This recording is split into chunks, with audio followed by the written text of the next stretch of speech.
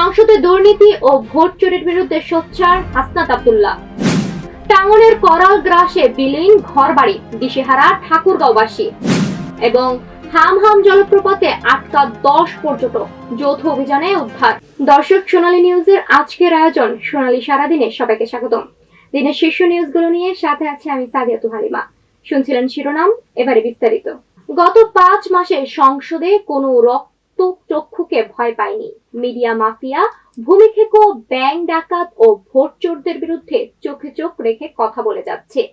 পিরোজপুরের জাতীয় নাগরিক পার্টি এনসিপির পদযাত্রা কর্মসূচি শেষে আয়োজিত পথসভায় প্রধান অতিথির বক্তব্যে এনসিপির দক্ষিণাঞ্চলের মুখ্য সংগঠক ও কুমিল্লা 4 আসনের সংসদ সদস্য হাসনাত আব্দুল্লাহ প্রধান অতিথির বক্তব্যে এইসব কথা বলেন।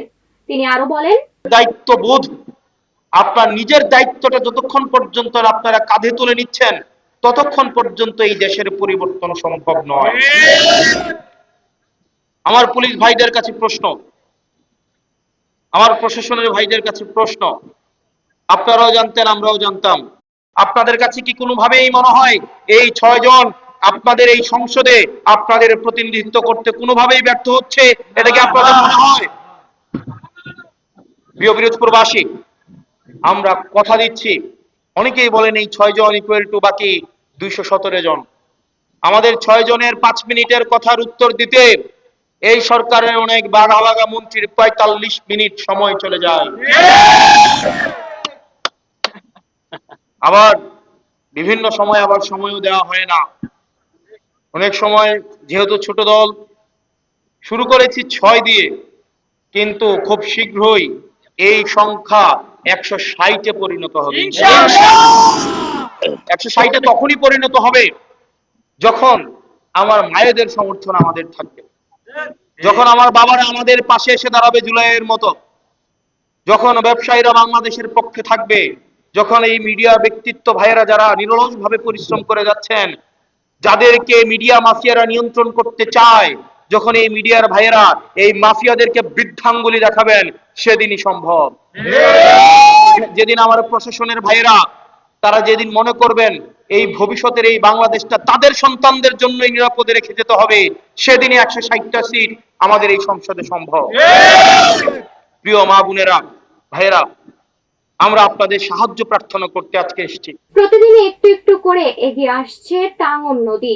টাঙ্গন নদীর ভয়াল ভাঙনে একের পর এক বিলীন হয়ে যাচ্ছে ঠাকুরগাঁয়ের ডিসি পাড়ার বেশ কয়েকটি পরিবারের বসতভিটা। নদী গর্ভে তলিয়ে যাচ্ছে ঘরবাড়ি, ফসল জমি আর মানুষের স্বপ্ন।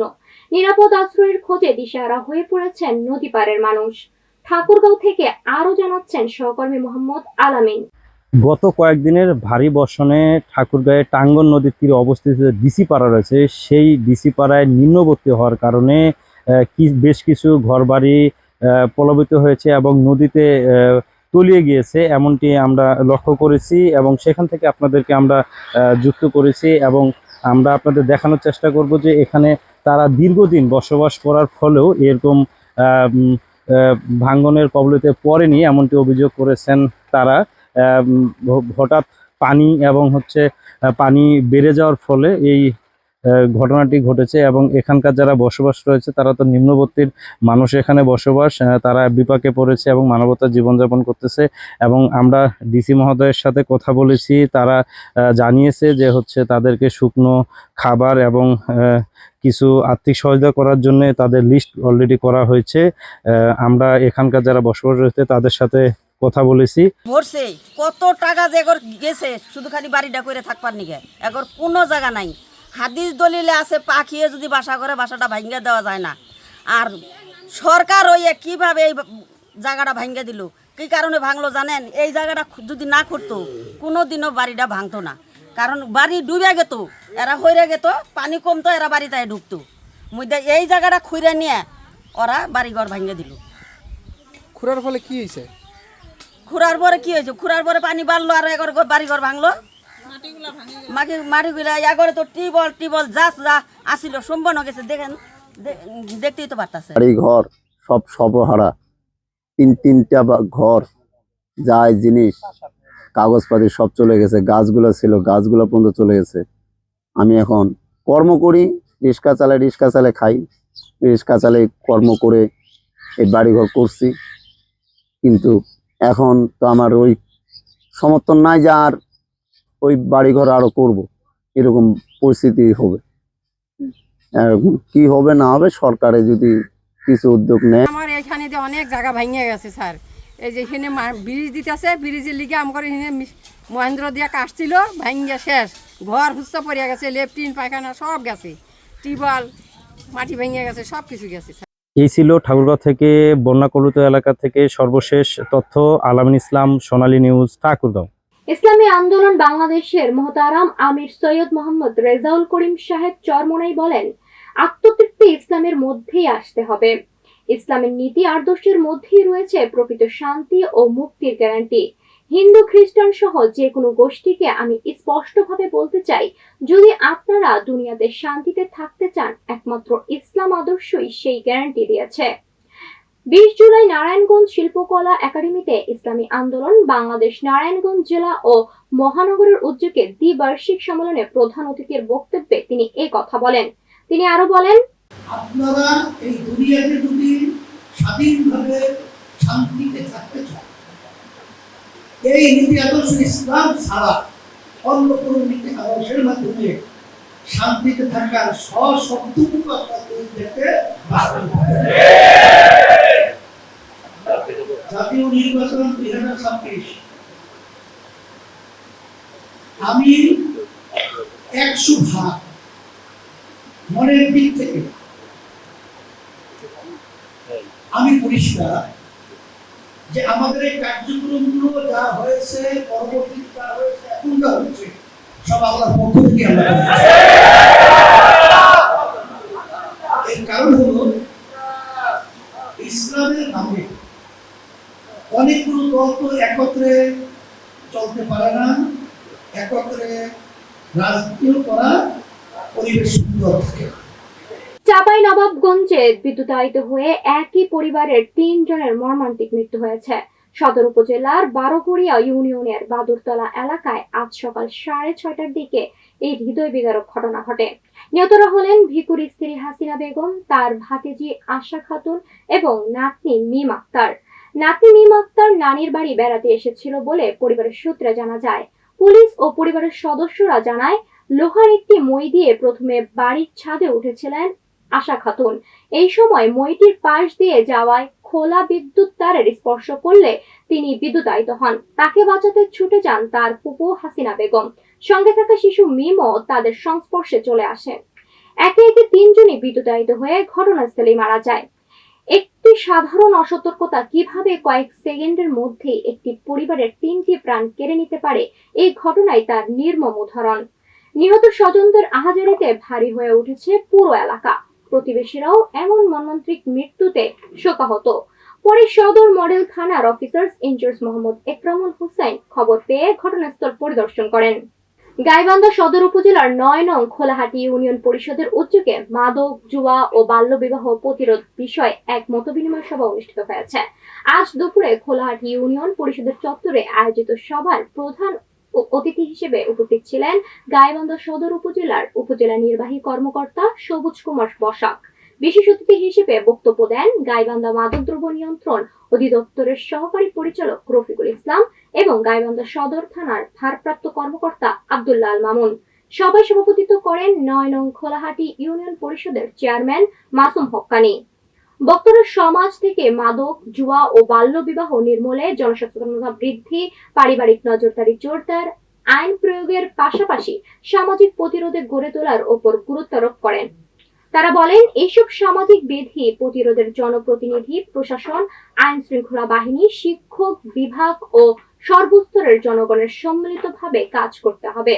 মতবিনিময় সভায় ইউনিয়নের পরিষদের সদস্যবৃন্দ, বিভিন্ন শিক্ষা প্রতিষ্ঠানের শিক্ষক, গণমান্য ব্যক্তিবর্গ, স্থানীয় জনপ্রতিনিধি, যুব সমাজ এবং বিভিন্ন শ্রেণী পেশার মানুষ অংশগ্রহণ করেন। বাবা মার সাথে আছি, আমি দেখতেছি বাবা মা জানে কি এটা, কিন্তু বাবা মা জানতেছে না।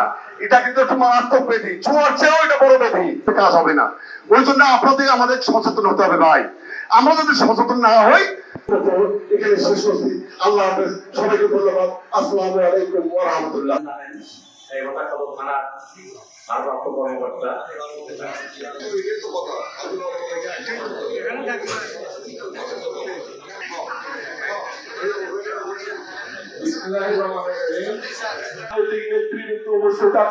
সবাইকে আমার সালাম আসসালামু আলাইকুম। বক্তব্যের মধ্যে কিছু অনেকের হয়তো আঘাত লাগবে, অনেকের ভালো লাগতে পারে, খারাপও লাগতে পারে। কিন্তু ওই আমার আমাদের গাইবান্ধা জেলা এবি পার্টির সভাপতি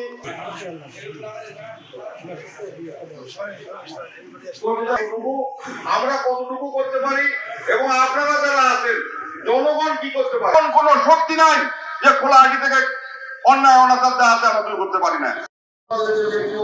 সবাই যদি আমরা উদ্যোগ নেই, আমরা যদি চেষ্টা করি যে আমাদের ইউনিয়নে আমরা কোনো অসামাজিক কাজ হতে দেব না, আমরা ইনশাআল্লাহ সেটা অভিযোগ করতে পারবো। সেটা ইলেকশনের মানুষ, সমাজ সচেতন মানুষ এই জায়গাতে কিন্তু সংবেদন, এই মানুষগুলো যদি সচেতন হয়ে যায়, নিজ ফ্যামিলিকে যদি সচেতন করতে পারে, এমনিতেই খোলাহাটি মাদক মুক্ত হয়ে যাবে বিশ্বাস করি।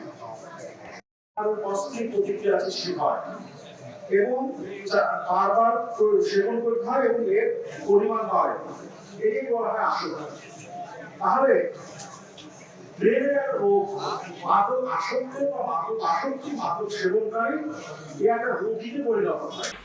মৌলভীবাজারের কমলগঞ্জ উপজেলার রাজকান্দি সংরক্ষিত বনাঞ্চলের ভেতরে অবস্থিত জনপ্রিয় পর্যটন কেন্দ্র হামহাম জলপ্রপাতে আটকা পড়া ঢাকা ইন্টারন্যাশনাল ইউনিভার্সিটির 10 শিক্ষার্থীকে যৌথ অভিযানে নিরাপদে উদ্ধার করেছে police, tourist police, fire service ও সিভিল ডিফেন্স। 20 জুলাই দুপুরে শিক্ষার্থীরা হামহাম জলপ্রপাতে ভ্রমণে গেলে দুর্গম পাহাড়ির পথে একজন শিক্ষার্থী পিছলে পড়ে হাতে গুরুতর আঘাত পান। আহত সহপাঠীকে নিয়ে ফিরতে না পেরে তারা জাতীয় জরুরি সেবা 999-এ ফোন করে সহায়তা চান। খবর পাওয়ার পর কমলগঞ্জ থানা police, Sreemangal tourist police, Kamalganj fire service ও সিভিল ডিফেন্স এবং স্থানীয় স্বেচ্ছাসেবকদের সমন্বয়ে শুরু হয় উদ্ধার অভিযান। প্রায় 1 ঘন্টা 45 মিনিট চেষ্টার পর বিকেলে 4:45 আটকে পড়া 10 জন পর্যটক নিরাপদে উদ্ধার করা হয়। আহত শিক্ষার্থীকে প্রাথমিক চিকিৎসা দিয়ে শ্রীমঙ্গল উপজেলা স্বাস্থ্য কমপ্লেক্সে নেওয়া হয়। চিকিৎসা শেষে তিনি ও অন্যান্যরা নিজ নিজ গন্তব্যে ফিরে যান। প্রশাসনের পক্ষ থেকে জানানো হয়েছে, বর্ষাকালে হামহাম জলপ্রপাতের পথ অত্যন্ত পিচ্ছিল ও দুর্গম থাকে, তাই দলবদ্ধভাবে ভ্রমণ, স্থানীয় গাইডের সহায়তা নেওয়া এবং জরুরি প্রয়োজনে 999-এ যোগাযোগ করার পরামর্শ দেওয়া হয়েছে। আমরা মোট কতজন গেছিলেন? আমরা 10 জন। কয়টার সময় গেছিলেন? আমরা 10:30টা আজকে ট্রেনে আসছি না, বুঝতে পারি 10:30 থেকে কোথায় পড়ছেন? আমরা ওখানে হামহামে পড়ছেন। আর এখন তো আমরা ওখানে যাইতে পারি না, জন্নাতে যেতে পারি না, পরে ফোর্সিং এর প্রতিমধ্যে পড়েছে। কেমনে পাহাড়ের উপর থেকে না পিছলে পড়ে গেছে গাছের যাওয়ার পথে পিছলাতে পড়ে ওনার হাত এবার মানে গাছের শিকের উপর যখন পড়ছে ওর হাত ভেঙে গেছে। ও বুঝতে পারি। আমরা যে ওখানে যাইতে পারছেন না, মাঝামাঝি পথে, মাঝামাঝি বলতে প্রায় মানে 3 ভাগের 1 ভাগ গেছে। আচ্ছা, কতটুকু অনুমান কয়টার সময় যখন ফোর্সে অনুমান? আনুমানিক আপনার 12টার আগে হবে। 12টার আগে হইবে। কটার সময় ইমার্জেন্সি? আর এমনি আমরা শ্রীমঙ্গল ধরনা হইছে কয়টায়? আমরা আসছি যে শ্রীমঙ্গল আমরা সকালে আসছিলাম ট্রেনে, আমরা খুব সকালে আসছিলাম আপনার 6টার দিকে। 6টার ট্রেনে আইলাম। আমরা উপবন বুঝতে পারছি, আমি উপবন বস্তু সিটাং থেকে আসছেন তো? না, আমরা ঢাকা থেকে আসলাম। সিটা বাড়ি সিটাং। নাটোরে বাংলাদেশ জামায়াত ইসলামী নাটোর জেলা মহিলা বিভাগের উদ্যোগে থানা কর্মপরিষদ ও ইউনিয়নের দায়িত্বশীল সম্মেলন অনুষ্ঠিত হয়েছে। মঙ্গলবার দুপুরে শহরে কানাই খালস্ত আরপি কমিউনিটি সেন্টারে এই সম্মেলন অনুষ্ঠিত হয়।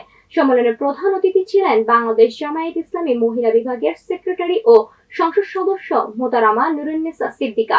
বিশেষ অতিথি হিসেবে বক্তব্য দেন কেন্দ্রীয় কর্মপরিষদ সদস্য ও সংসদ সদস্য মোতারামা সাবিকুন্নাহার মুন্নি এবং রাজশাহী অঞ্চলের দায়িত্বশীল মোতারামা সাবরিনা শারমিন বনি। জেলা মহিলা বিভাগের সেক্রেটারি মোতারামা শাহনাজ শেলির সভাপতিত্বে অনুষ্ঠিত সম্মেলনে বিভিন্ন থানা ও ইউনিয়ন পর্যায়ে নারী দায়িত্বশীলরা অংশ নেন। বক্তারা তৃণমূলের সাংগঠনিক কার্যক্রমের জোরদার, নারী নেতৃত্বের বিকাশ এবং ন্যায়ভিত্তিক সমাজ গঠনে নারীদের সক্রিয় ভূমিকা রাখার আহ্বান জানান। অনুষ্ঠানে জেলা জামায়াতের সহকারী সেক্রেটারি আতিকুল ইসলাম রাসেল সহ নেতৃবৃন্দ উপস্থিত ছিলেন। বিশেষ অতিথি হিসেবে উপস্থিত আছেন জনাব মোহাম্মদ তানভীর আহমেদ সিদ্দিক, সাধারণ সম্পাদক নাটোর প্রেস ক্লাব, জনাব কামাল হোসেন, সাধারণ কমিশনারকে অফিস থেকে এসেছেন সরকার পরিচালনা, উনি বললেন যে তাদের অফিস দুইটি ভাবে কাজ করে।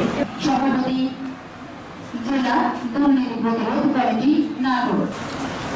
অনুসন্ধান তদন্ত মামলা দায়ের এবং রচনা বিষয়ে পারদর্শী, সেই রকম সাহিত্য চর্চা, বিজ্ঞান চর্চা, দেশের উন্নয়ন সব যদি আমার ছাত্রদের প্রথম থেকে এই যে সামাজিক সংগঠন আমরা আসলে স্যার যথার্থ বলেছিলেন যে আমরা দশম শ্রেণীর শিক্ষার্থী আল ইমরান।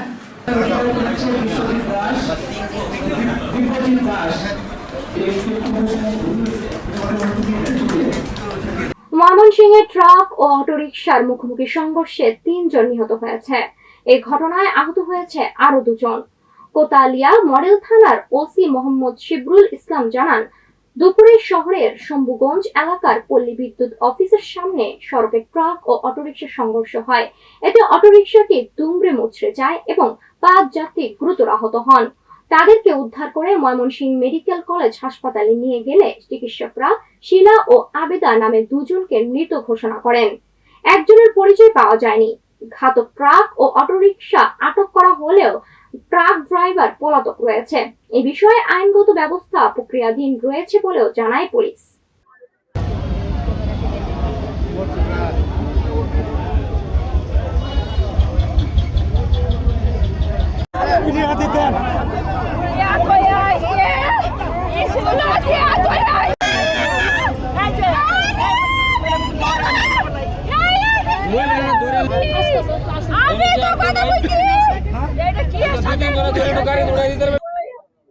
নাটোরে দুর্নীতি প্রতিরোধে জনসচেতনতা বৃদ্ধির লক্ষ্যে র্যালি, আলোচনা সভা ও পুরস্কার বিতরণ অনুষ্ঠিত হয়েছে।